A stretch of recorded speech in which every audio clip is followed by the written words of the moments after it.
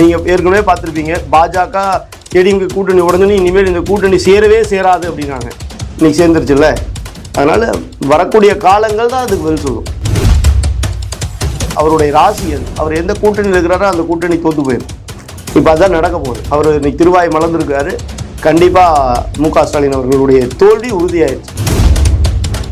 அண்ணாமலை அப்படிங்கிற அதாவது அந்த பேர் திமுக காரனுக்கு மிகப்பெரிய பயத்தை உருவாக்கிருச்சு சார். நீங்கள் யோசிச்சு பாருங்கள், அவர் தலைவராக இருக்கும்போது தான் மு.க. ஸ்டாலின் அவர்கள் சொன்னார், காலையில் நான் எந்திரிச்சு பார்ப்பேன், எவன் என்ன பிரச்சனையை கொண்டு வந்திருக்கானே எனக்கு தெரியாது அப்படின்னு முதல்வர் அவர்களே பயத்தில் இருந்தார். திமுகவுக்கு என்ன பிரச்சனைனா, அண்ணாமலை அவர்கள் மீண்டும் அவர் பேச ஆரம்பித்தா இங்கே திமுகவுடைய ஒட்டுமொத்த முகமும் தோலுரிக்கப்படும். அவங்களுடைய ஊழல்லாம் மீண்டும் வெளிவர ஆரம்பிச்சிடும். அதனால் என்ன பண்ணுறாங்கன்னா, அண்ணாமலை அவர்களை டார்கெட் பண்ணுறாங்க. வாரத்துக்கு ஒரு நாள் சனிக்கிழமை அப்படிங்கிறது ஸ்கூல் லீவு சார். அவர் பாருங்க எப்படி திட்டமிடுறாருன்னு. அவர் ஒர்க் ஃப்ரம் ஹோம்ல இருந்து பண்ணார். இப்போ வீக்கெண்ட் அரசியல்வாதிட்டார். ஏன் வீக்கெண்டை தேர்ந்தெடுக்கிறாரு? அன்னைக்கு தாங்க ஸ்கூல் லீவு. அப்போ தானே அந்த ஸ்கூல் பசங்களாம் வருவாங்க. குழந்தை கட்சிங்கிறது இன்னைக்கு நிரூபிக்கிறார் பார்த்தீங்களா. விஜய் அவர்கள் சனிக்கிழமை கூட்டம் கூட்டிட்டாங்க, அவர் உடனே சிஎம்மா அப்படிங்கிற கனவே, பகல் கனவே பலிக்காது. அவர் வேணால் கேரவனில் உட்காந்து வானத்தை பார்த்துக்கிட்டு அவர் ஒரு பாட்டை பாடிக்கிட்டு அப்படியே ஜாலியாக டூருக்கு போகலாம். ஆனால் நிஜம் களத்தில் ஏடிஎம்கே பிஜேபி கூட்டணி தான் வெற்றி பெறும். அதில் எந்த விதமான மாற்று கருத்தும் கிடையாது. குஜராத்தில் ஒரு சிறிய கிராமத்தில் ஒரு ஏழை தாயினுடைய மகனா பிறந்து இன்னைக்கு இந்தியா முழுவதும், ஏன் உலகம் முழுவதும் இருக்கக்கூடிய இந்தியர்களுடைய இல்லங்களிலும் உள்ளங்களிலும் ஒரு மகனா, ஒரு அண்ணனா, ஒரு தம்பியா, ஏன் ஒவ்வொரு வீட்டுடைய பிள்ளையா இருக்கிற பாரத பிரதமர் நரேந்திர மோடி அவர்களின் பிறந்த நாளான இன்னைக்கு அவரை வாழ்த்த வயதில்லை, வணங்குகிறேன். நானும் ஒரு இந்தியனா பிறந்ததுல பெரும் மகிழ்ச்சி அடைகிறேன். நன்றி, வணக்கம். அதிமுக ஒருங்கிணைஞ்சு செயல்படணும் அப்படின்னு சொல்லிட்டு முன்னாள் அமைச்சர் செங்கோட்டையன் காலக்கெல்லாம் விதிச்சிருந்தாரு. அதன் பிறகு நடந்த அரசியல் எல்லாம் பார்த்திருந்தோம். இப்போ எடப்பாடி பழனிசாமி அவர்கள் இந்த டெல்லிக்கு போயிருக்காரு உள்துறை அமைச்சர் அமித்ஷா சந்திக்க இருப்பதாக. இந்த சந்திப்பை எப்படி பார்க்கலாம் சார்? இது கூட்டணியை வலுப்படுத்தக்கூடிய ஒரு சந்திப்பா பார்க்கலாம். இன்னொன்னு என்னன்னு கேட்டீங்கன்னா, திமுக எப்பவுமே பாத்தீங்கன்னா இந்த கூட்டணி வலுவான இந்த ஏடிஎம்கே கூட்டணியை உடைக்கணும்னு நினைக்கிறாங்க. ஏன் அப்படின்னா 2026 முதல்வர், இப்ப இருக்கக்கூடிய முதல்வர் மு.க. ஸ்டாலின் அவருடைய பையனை சீஃப் மினிஸ்டர் ஆகணும் அப்படிங்கிறது அவருடைய முதல் நோக்கமாக இருக்குது. அதுக்காக அவர் எவ்வளோ கோடி வேணாலும் செலவு பண்ண தயாராகிறார். இன்றைக்கே பார்த்தீங்க அப்படின்னா நிறைய தகவல் என்னென்னா, எல்லா சட்டமன்ற தொகுதியிலும் குறைஞ்சபட்சம் 20 to 30 கோடி ரூபாய் கொண்டு போய் வச்சாச்சு. எலெக்ஷனுக்கு உண்டான இது பணமாக வச்சாச்சு. அது மூலமாக அந்த வெற்றியை குவிச்சு அவருடைய பையனை சிஎம் ஆகணும். இல்லைன்னா இப்போ ஆக்கலைன்னா எந்த காலத்துலையும் ஆக்க முடியாது அப்படிங்கிறது அவருக்கு தெளிவாக தெரியுது. அதனால் முழு முயற்சி எடுக்கிறார். ஏன்னா அரசாங்கம் அவங்க கையில் இருக்குது, ஆட்சி அதிகாரம் இருக்குது இல்லையா. அதனால இன்னைக்கு கூட பாருங்க, டிஜிபி கூட பொறுப்பு டிஜிபி போட்டிருக்காரு. அவங்களுக்கு தேவையான ஒரு ஆளை கொண்டு 10வது ரேங்க்ல 9வது ரேங்க்லுக்கு கூடிய ஒரு ஆளை கொண்டு மேலே வச்சு அந்த இடத்துக்கு கொண்டு வந்தோம்னா பணத்தை ஈஸியாக கடத்திட்டு போக முடியும், மக்கள்கிட்ட கொண்டு போய் ரீச் பண்ண முடியும், கரண்ட் ஆஃப் பண்ண முடியும், ஆம்புலன்ஸில் பணத்தை கொண்டு போக முடியும். இந்த மாதிரி வேலையெல்லாம் பார்க்கலான்னு ஐடியா பண்ணுறாங்க. ஆனால் இந்த பக்கம் சைடில் பார்த்தீங்கன்னா ஏடிஎம்கே பிஜேபி அப்படிங்கிற ஒரு ஸ்ட்ராங்கான அலையன்ஸ், இதில் நிறைய கூட்டணிகளாக வரப்போகிறாங்க இனி வரக்கூடிய காலங்களில். அப்போ வரும்போது இந்த கூட்டணி ஸ்ட்ராங் ஆக தன்னுடைய மகனுடைய முதலமைச்சர் பதவி அப்படிங்கிறது கனவு நனவாகாமல் போயிருமோன்னு ஸ்டாலின் அவர்கள் பயப்படுறார். அதனால தான் மீடியா வச்சுக்கிட்டு இந்த கூட்டணியில் யாராவது ஒரு தலைவர்கிட்ட ஏதாவது ஒரு வாயை கொடுத்து பிடுங்கி, அதாவது ஏதாவது ஒரு வார்த்தையை வாங்கி இந்த கூட்டணி உடைச்சிட முடியாதா அப்படின்னு கங்கணம் கூட்டிட்டு எல்லா மீடியாவும் வேலை பார்க்குறாங்க. இதே கேள்வியை இந்த திமுகவுடைய கூட்டணிக்குள்ளே பிரச்சனை இல்லையா, ஏகப்பட்ட பிரச்சனை இருக்குது. இன்னைக்கு செல்வ பெருந்தகை அவர்கள் அவர் கூட்டணி ஆட்சி வேணும்னு கேட்குறாங்க. அடுத்தது பார்த்தீங்கன்னா திருமாவளவன் ஏற்கனவே சொல்லிட்டார், எங்களால் கொடியே ஏற்ற முடியல, எங்களால் ஊர்வலம் நடத்த முடியல, எங்களால் போராட்டம், அதாவது ஒரு பெரிய ஒரு மாநாடு நடத்த முடியல, எல்லாத்துக்கும் திமுக பர்மிஷன் கொடுக்கறதுலேருந்து எல்லாத்துலேயும் பிரச்சனை பண்ணுறாங்க அப்படின்னு வெளிப்படையாக பேசுகிறாங்க. அங்கேயும் ஏகப்பட்ட பிரச்சனை. அதாவது ஒரு கட்டி வச்சுருக்கிறாங்க, ஒரு காயினை ஒரு பையில் போட்டு கட்டி வச்சுருந்து அப்படி இருக்கும், அந்த மாதிரி இருக்குது. அது எந்த நேரம் வேணால் உடஞ்சி அப்படியே சில்லாக போகலாம். அந்த கூடிய சூழ்நிலை இருக்குது இப்போ இருக்கக்கூடிய சூழ்நிலை. இன்றைக்கி இருக்கக்கூடிய எல்லா மீடியாக்களும் பிஜேபியும் ஏடிஎம்கேவும் உடையாதான்னு ஏங்குறாங்க. சத்தியமாக உடையாது. கண்டிப்பாக 2026 இந்த கூட்டணி மாபெரும் வெற்றி பெறும். பாரதிய ஜனதா கட்சி மிகப்பெரிய அளவில் தமிழ்நாட்டில் வளர்ந்துருச்சு அப்படின்னு காமிக்கக்கூடிய தேர்தலாக இந்த தேர்தல் மாறப்போகுது. எங்களுடைய கூட்டணியினுடைய தலைவர் எடப்பாடி பழனிசாமி அவர்கள் சிஎம்மாக உட்காருவார். அதில் எந்த விதமான மாற்று கருத்தும் கிடையாது. இன்றைக்கி கூட எங்களுடைய சிறப்பு மையக்குழு அந்த கூட்டத்தில் பார்த்தீங்க அப்படின்னா தலைவர் அண்ணாமலை அவர்கள் மிக தெளிவாக சொல்லியிருக்கார். முன்னாள் தலைவர், அதாவது எடப்பாடி அண்ணன் அவர்கள் எங்கே போனாலும் அவருக்கு எதிர்பார்த்ததை விட பிரமாண்டமான கூட்டம் வருது. அதை விட என்னன்னா நம்மளும் இணைந்து வேலை பார்க்கணும், அவரோட அந்த பயணத்தில் நம்மளும் பண்ணும்போது இன்னும் பிரம்மாண்டமாக இருக்கும். ஆக 2026 வெல்வது எளிது அப்படின்னு சொல்லியிருக்காரு. நயினார் நாகேந்திரன் அவர்களும் மிக தெளிவாக சொல்லியிருக்காரு, இந்த தீய சக்தி திமுகவை ஒழிப்போம் 2026 அவர் எடப்பாடி அவர்களை முதலமைச்சர் ஆக்குவோம்னு சொல்லியிருக்காரு. இதில் நாங்கள் ரொம்ப தெளிவாக இருக்கிறோம். டிடிவி தினகரன் அவர்கள் முதலமைச்சர் வேட்பாளராக இபிஎஸ் தவிர வேறு யார் வந்தாலும் நான் வந்து கூட்டணிக்கு வர ரெடியாக இருக்கேன் அப்படின்னு நிபந்தனைகள்லாம் வைக்கிறார்ல சார், அதெல்லாம் சரியாயிடும். அதாவதுங்க பேசும்போது எதுவுமே வந்து அப்படியே அதே பிடிவாதத்தோடு இருப்பாங்களா அப்படின்னு தெரியாது. கண்டிப்பாக பேசும்போது கண்டிப்பாக இதுக்கு ஒரு சுமூகமான ஒரு முடிவு எட்டப்படும். விரைவில் பார்க்க தானே போகிறீங்க. தமிழ்நாட்டில் வந்து நீங்கள் ஏற்கனவே பார்த்துருப்பீங்க, பாஜக ஏடிஎம்கே கூட்டணி உடஞ்சோன்னு இனிமேல் இந்த கூட்டணி சேரவே சேராது அப்படின்னாங்க. இன்னைக்கு சேர்ந்துருச்சுல்ல. அதனால் வரக்கூடிய காலங்கள் தான் அதுக்கு பதில் சொல்லும். டெல்லிக்கு போகிறதுக்கு முன்னாடியே அவர் பேசும்போதே பார்த்தீங்கன்னா விலகி சென்றவர்கள் தான், ஒருங்கிணைக்கும் முயற்சி கிடையாது அப்படின்னு ஓப்பன் ஸ்டேட்மெண்ட்டில் சொல்லியிருந்தார்ல சார்.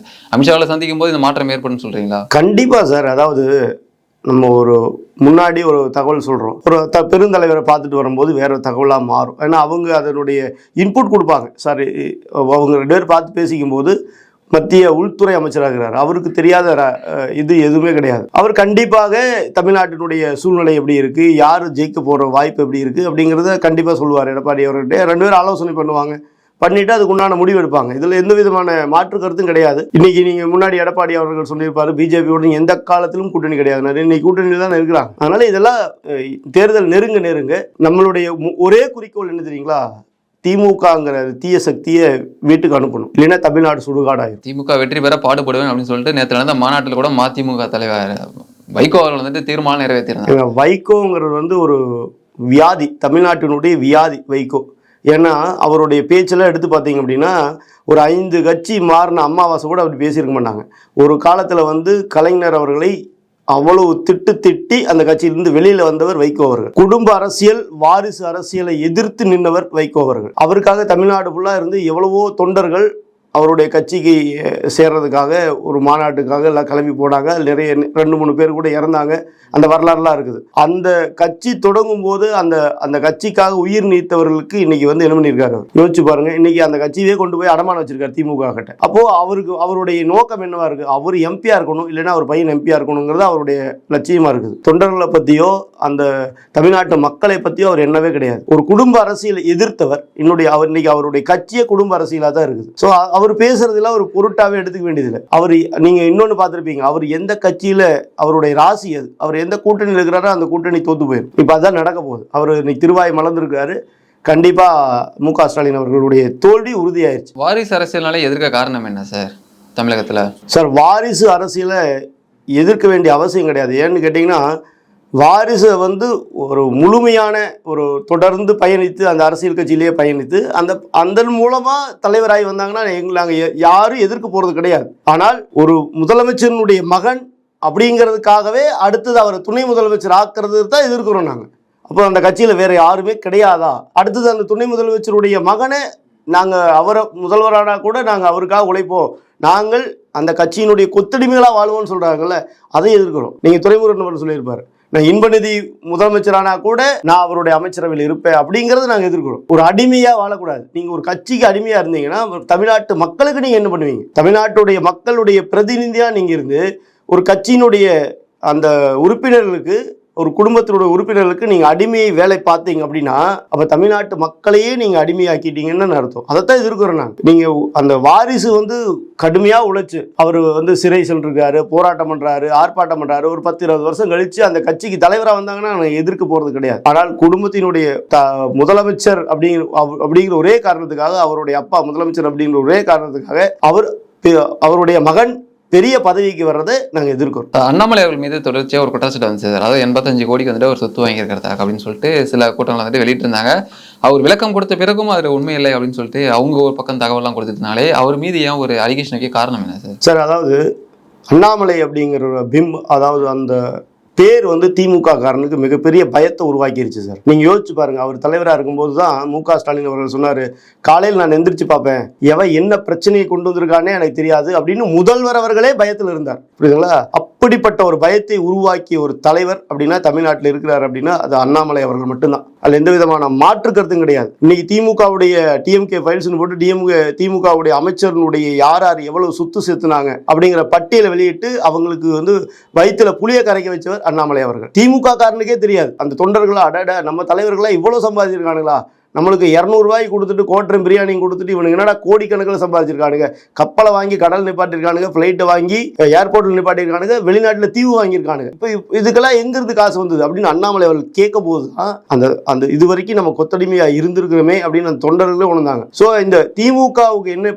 பிரச்சனைனா அண்ணாமலை அவர்கள் மீண்டும் அவர் பேச ஆரம்பித்தா இங்கே திமுகவுடைய ஒட்டுமொத்த முகமும் தோலுரிக்கப்படும். அவங்களுடைய இது ஊழல்லாம் மீண்டும் வெளிவர ஆரம்பிச்சிடும். அதனால என்ன பண்ணுறாங்கன்னா அண்ணாமலை அவர்களை டார்கெட் பண்ணுறாங்க. நான் கேட்குறேன், மீடியா வச்சு நீங்கள் எல்லாம் என்ன வேணால் கேளுங்க, ஆனால் அவர் அப்பழுக்கற்றவராக இருக்கிறங்காட்டி தான் அவர் அறிக்கை கொடுக்குறாரு. ஒரு சாமானியர் உங்களை மாதிரி என்ன ஒரு எம்எல்ஏவா ஒரு எம்பியா ஒரு வார்டு கவுன்சிலர் கூட கிடையாது, ஆனால் ஒரு தனி மனிதன் கடன் வாங்கி ஒரு சொத்து வாங்கினா உங்களுக்கு என்னடா பிரச்சனை? அவர் தனி மனிதனாக சொத்து வாங்குறார், அது தன்னுடைய மனைவியினோட இணைந்து ஒரு சொத்தை வாங்குறாரு, அதுக்கு இஎம்ஐ கட்டிட்டு இருக்கிறார். அதே கேள்வி கேட்குறீங்க. ஆனால் அவர் கேட்ட கேள்விக்கு இது வரைக்கும் திமுகலேருந்து எந்த அமைச்சராவது பதில் சொல்லியிருக்காங்களா? இன்னைக்கு இருக்கக்கூடிய மீடியாக்கள்லாம் ஏங்க அண்ணாமலை பார்த்து நீங்கள் கேள்வி கேட்டீங்க, அவர் ஒரு அறிக்கை கொடுத்துட்டாரு, 2 பக்கம் அறிக்கை கொடுத்துருக்காரு, சொந்த பணத்தில் அதாவது கடன் வாங்கி அவர் இஎம்ஐ கட்டிட்டு இருக்கிறாரு அந்த இடத்த வாங்கினதுக்கு. நீங்களாம் இவ்வளவு பணம் சம்பாரிச்சிருக்கீங்களே, திருட்டு ரயில் ஏறி வந்து இன்னைக்கு ஆசியாலேயே மிகப்பெரிய பணக்காரராக மாறி இருக்கிறார் கருணாநிதியினுடைய குடும்பம். அவங்க எங்கிருந்து சம்பாரிச்சாங்க இத்தனை காசை? அதே மாதிரி செந்தில் பாலாஜி அவர்கள் இன்னைக்கு சுப்ரீம் கோர்ட்டால தண்டனை பெற்ற செந்தில் பாலாஜி இன்னைக்கு எப்படி இவ்வளவு கோடி சொத்து சம்பாரிச்சாரு? 500 கோடி ரூபாயில வீடு கட்டினார். ரத்தீஸ் வந்து இன்னைக்கு 300 கோடி ரூபாய்க்கு மேல வீடு கட்டுறாருல ஈசிஆர்ல. அந்த பணம் எங்கிருந்து வந்தது? உதயநிதிக்கு 33,000 கோடி ரூபாய் பிடிஆர் சொன்னார் இல்லையா, அந்த பணம் எங்கிருந்து வந்தது?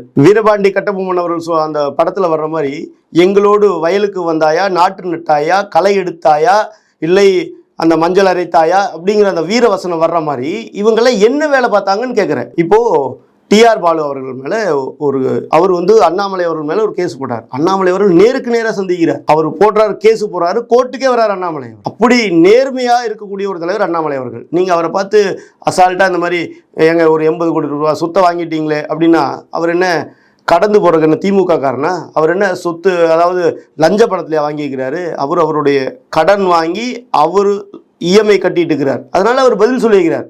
ஆனால் இன்னைக்கு திமுக அமைச்சர்கள் யாராவது இப்படி ஒரு கேள்வி கேட்டிருந்தா பதில் சொல்லுவானுங்களா? ஆராசா 2Gல 1,76,000 கோடி சம்பாரிச்சார். அதே மாதிரி கனிமொழி அவர்கள் 2 பேர் ஜெயிலுக்கு போகலையா?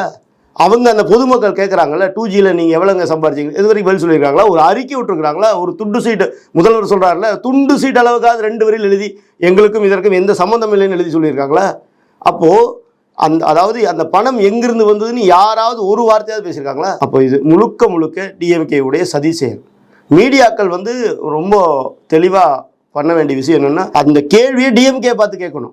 ஏன் கேட்க பயப்படுறீங்க? ஒரு தனி மனிதனை ஏன் டார்கெட் பண்றீங்கன்னு கேட்குறேன் நான். அவர் எந்த பதவியிலும் கிடையாது, அவர் கடன் வாங்கி ஒரு இடத்த வாங்குறாரு, அவர்கிட்ட ஏன் டார்கெட் பண்றீங்க?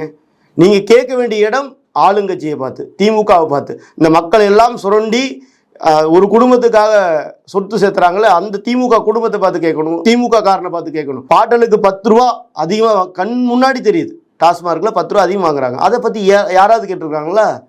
அப்போ இந்த ஒட்டுமொத்த மீடியாக்களும் ஒட்டுமொத்த திமுகவும் அண்ணாமலை அவர்களை குறிவைப்பது வெட்கக்கேடானது. அப்போ இந்த விசிக தலைவர் திருமாவளவன் குறித்து புரட்சி தமிழகம் கட்சியின் தலைவர் ஏர்போர்ட் மூர்த்தி அவர்கள் பேசியிருக்காங்க. நடந்த சம்பவம்லாம் பார்க்க முடியுது. இப்போது அவர் மீது கைது செய்யப்பட்டு குண்டாஸ்லாம் போடப்பட்டிருக்காங்க. எப்படி பாக்குறீங்க சார்? சார், ஏர்போர்ட் மூர்த்தி அவர்கள் தொடர்ந்து விசிகாவை பற்றியும் திமுக பற்றியும் தொடர்ந்து தாக்கி பேசிட்டு வர்றாரு. அதாவது அவர்கள் மக்களுக்கு விரோதமான செயல்களை செய்கிறாங்க, அது என்னென்ன செய்கிறாங்க அப்படின்னு பேசிட்டு வர்றாரு. திமுகவுக்கும் சரி விசிகாவுக்கும் சரி எரிச்சலை ஏற்படுத்தி இருக்குது. நீங்கள் நல்லது பண்ணியிருந்தீங்கன்னா நல்லதுன்னு பேச போகிறாங்க, நீங்கள் கெடுதல் பண்ணுறீங்க, அதனால் அதை பற்றி பேசுகிறார். இதை விட என்னென்னு கேட்டிங்கன்னா விசிகாரனுக்குலாம் என்ன பயம்னா, திருமாவளவனை விட இன்னைக்கு வந்து ஏர்போர்ட் மூர்த்தி அவர்கள் நல்ல அந்த மக்களுடைய செல்வாக்கும் மிக்க தலைவராக மாறிட்டு வர்றார். அப்போ திருமாவளவனுக்கு அது பிடிக்குமா? திருமாவளவனை தாண்டி யார் வந்தாலும் அவர் கட்சியில் வந்தாலே அவருக்கு பிடிக்காது, அடுத்த கட்சியில் வந்தால் விட்டுருவார். அவர் இன்னைக்கு வந்து அவர் வந்து ஆளுங்கட்சியினுடைய செல்வாக்கோடு இருக்கக்கூடிய ஒரு தலைவர். அதாவது அவர் ஏர்போர்ட் மூர்த்தி அவர்கள் மிக தெளிவாக கேட்கிறார், சார் நீங்கள் அந்த மக்களோட ஓட்டு வாங்கிட்டு வந்தீங்க, அந்த மக்களுக்காக ஏதாவது பண்ணியிருக்கீங்களா? வேங்கை வயலிலிருந்து 65 பேர் செத்துலேருந்து கள்ளக்குறிச்சியில் இன்னைக்கு அந்த தூய்மை பணியாளர்கள் ரோட்டில் போராடுற வரைக்கும் யாருக்காவது நின்றுக்கிறீங்களா? இதே வந்து எதிர்கட்சியாக இருக்கும்போது என்னென்ன ஆட்டம் போட்டீங்க? இன்னைக்கு ஏன் வந்து அறிவாலை வாசலில் மிருக மாதிரி நின்றுட்டு இருக்கிறீங்க? எல்லாத்தையும் அடக்கிக்கிட்டு பணத்துக்கு ஆசைப்பட்டு ஏன் நிற்கிறீங்க? ஏன் உங்களுக்காக தானே அந்த மக்கள் ஓட்டு போட்டாங்க, அவங்களுக்காக ஏன் வாயை திறக்க மாட்டேங்கிறேன்? சட்டசபையில் உங்களால் எத்தனை பேர் இருக்கிறாங்கல்ல, கேட்கலாம்ல அப்படின்னு நியாயமான ஒரு கேள்வி கேட்டா எல்லாத்தையும் மூடிக்கிட்டு அமைதியா இருக்கிறாங்க. ஏங்க புகார் கொடுக்க போனவரையவே பிடிச்சி ஜெயிலில் போட்ட ஒரு அரசாங்கம் இருக்குன்னா உலகத்திலே இந்த அரசாங்கம் தான் சார். வேற ஒருத்தருக்கு பாதுகாப்பு கேட்டு போனா இவர் அடிக்கிறாங்க, அடிச்சவன் விட்டுட்டானுங்க, அடிச்சவன் விட்டுட்டு சார் அடி வாங்கினவரை கூட குண்டாசுல போடுறானுங்க. ஒரு கேவலமா இல்ல, வெக்கக்கேடா இல்ல? இந்த சட்டம் ஒழுங்கு சந்தி சிரிக்குதுங்க, இது வெட்ட வெளிச்சமா தெரியுது.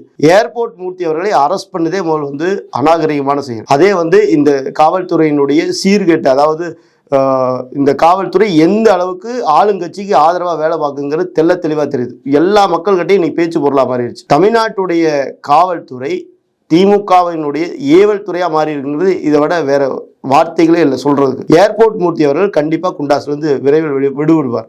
அது மட்டும் இல்லை, இனிமேல் திமுக எடுத்துக்கூடிய ஒரு முடிவு என்னன்னு கேட்டீங்க அப்படின்னா, இனிமேல் யார் யார் திமுகவை பற்றி விசிகாவை பற்றி அவதூறா பேசுறாங்களோ, அவதூறு இல்லை, அதாவது எதிர்த்து கேள்வி கேட்குறாங்களோ அவங்க எல்லாத்தையும் பிடிச்சி குண்டாசுல போடணும். ஏன்னா தேர்தல் நெருங்கக்கூடிய நேரம் வந்துருச்சு, குண்டாசுல போட்டால் வெளியில் வர முடியாது அப்படிங்கிற அந்த ஒரு பரிசீலனை இருக்கிறதா கேள்விப்படுறோம். இது வந்து வன்மையாக கண்டிக்கத்தக்கது. அப்படிப்பட்ட ஒரு சூழ்நிலை நீங்கள் எடுத்தீங்கன்னா நீங்கள் கண்டிப்பாக 2026 படுதோல்வி அடைவீங்க. 234 தொகுதிகளிலும் டெபாசிட் இழப்பீங்க அப்படிங்கிறத நினைவில் வச்சுக்கோங்க மை டியர் சிஎம் அவர்களே. விஜய் அவர்கள் முதல் வாரம் பிரச்சாரத்தை வந்து சனிக்கிழமை தொடங்கியிருந்தாரு. அதாவது 3 மாவட்டம் சொல்லி 2 மாவட்டம் போயிருந்தாரு. அதில் ரசிகர்கள் கூட்டம் ஏராளமாக இருந்துச்சு. இது ஒன்று போதா சார் அவர் வெற்றி பெறத்துக்கு 2026 தேர்தலில்? சார் வாரத்துக்கு ஒரு நாள் சனிக்கிழமை அப்படிங்கிறது ஸ்கூல் லீவு சார். அவர் பாருங்க எப்படி திட்டமிடுறாருன்னு. முதல் வந்து அவர் வந்து ஒர்க் ஃப்ரம் ஹோம்ல இருந்து பண்ணார், இப்போ வீக்கெண்ட் அரசியல்வாதி ஆகிட்டார். ஏன் வீக்கெண்டை தேர்ந்தெடுக்கிறாரு? அன்னைக்கு தாங்க ஸ்கூல் லீவு, அப்போ தானே அந்த ஸ்கூல் பசங்களாம் வருவாங்க. குழந்தை கட்சிங்கிறது இன்னைக்கு நிரூபிக்கிறார் பார்த்தீங்களா சார். ஒரு இடத்துல கூட்டம் கூடுறதை வச்சுக்கிட்டு அவர் சிஎம் ஆவார் அப்படின்னு சொன்னால் இதை விட முட்டாள்தனமானது வேற எதுவுமே கிடையாது. அவர் வேணா கனவு காங்கலாம், படத்துல வீர வசனம் பேசலாம், சரிங்களா? ஆனால் நாட்டுக்கு அதாவது நடப்புக்கு ஒத்து வராது. அதே மாதிரி அவர் பேசுறாரு இல்லையா, நாங்க வந்தால் செஞ்சிருவோம், அதாவது பிராக்டிக்கலா. என்ன பிராக்டிக்கலா பண்ணுவீங்கன்னு சொன்னாரா சார்? ஏதாவது பிராக்டிக்கலா பண்ணிடுவாங்கன்னு சொல்லியிருக்காரா? அவரே சொல்றாரு 505 வாக்குறுதிகள். 505 தான் கொடுத்தாங்களா திமுக? 580க்கு மேற்பட்ட வாக்குறுதிகள், அதுவே கணக்கு தப்பு. இன்னொரு விஷயம் என்னன்னு கேட்டீங்கன்னா, அதுல வந்து 30% வாக்குறுதிகளை நிறைவேற்றி விட்டார்களா? சரி, விஜய் அவர்களே கேட்கிறோம், அந்த 30% வாக்குறுதிகள் என்னன்னு சொல்லுங்க, நிறைவேற்றின வாக்குறுதி சொல்லுங்க. திமுக நிறைவேற்றின வாக்குறுதி சொல்ல முடியுமா? சொல்ல முடியாது. அது மட்டும் இல்லாமல் வந்து நீட் தேர்வை வந்து இவர் பேசுறார். நீட் தேர்வை கொண்டு வந்து மத்திய அரசாங்கம் வந்து பண்ணிட்டாங்க. நீட் தேர்வு வந்ததுங்காட்டிக்கு தான் இன்னைக்கு ஏகப்பட்ட ஏழை எளிய மக்கள் இன்னைக்கு பயன்படுறாங்க. அதாவது தோட்டத்து வேலை செய்யக்கூடிய ஒரு கோத்தகிரியில் பார்த்தீங்கன்னா தோட்டத்து வேலை செய்கிறாங்க, தேயிலை தோட்டத்தில் வேலை செய்யக்கூடிய ஒரு மகள் இன்னைக்கு டாக்டர் ஆகிக்கிறாங்க. டீ யாத்திரருடைய மகள், டீ கடையில் வேலை செய்யக்கூடிய ஒருத்தருடைய மகன் இன்னைக்கு டாக்டர் ஆகிருக்காங்க. அந்த மாதிரி ரோட்டோரத்தில் புரோட்டா போட்டிருந்தவர்களுடைய மகள் இன்னைக்கு டாக்டர் ஆகிருக்காங்க. இதெல்லாம் எப்படி சாத்தியமாச்சு? இதெல்லாம் நீட் தேர்வு வந்தங்காட்டி தான் சாத்தியமாயிருக்கு. இன்னைக்கு திமுக, அதாவது இன்னைக்கு இருக்கக்கூடிய பிரைவேட் காலேஜஸ், மெடிக்கல் காலேஜஸ் எல்லாமே யாருக்கிட்ட இருக்கு? எல்லாம் திமுக காரங்கிட்ட இருக்குது.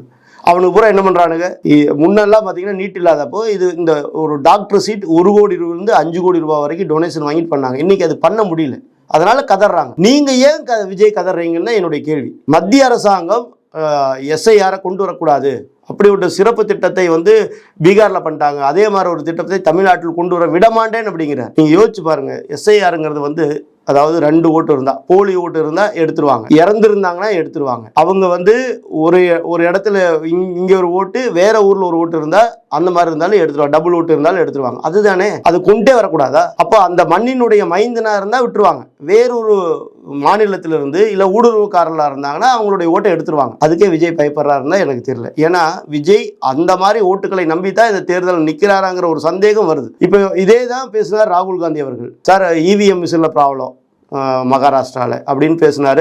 அவருக்கு ஆதாரம் கொடுத்தவரே மன்னிப்பு கேட்டார். சார் நான் சொன்ன தகவல் தவறா போச்சுன்னு சொல்லி மன்னிப்பு கேட்டாரு. ஆனா ராகுல் காந்தி அதை விட்டு போட்டு நேரா எஸ்ஐஆருக்கு போய் நின்றார் பீகார்ல. யோசிச்சு பாருங்க, இன்னைக்கு சிபி ராதாகிருஷ்ணன் அவர்கள் வந்து இன்னைக்கு துணை குடியரசுத் தலைவராக இருக்கார்.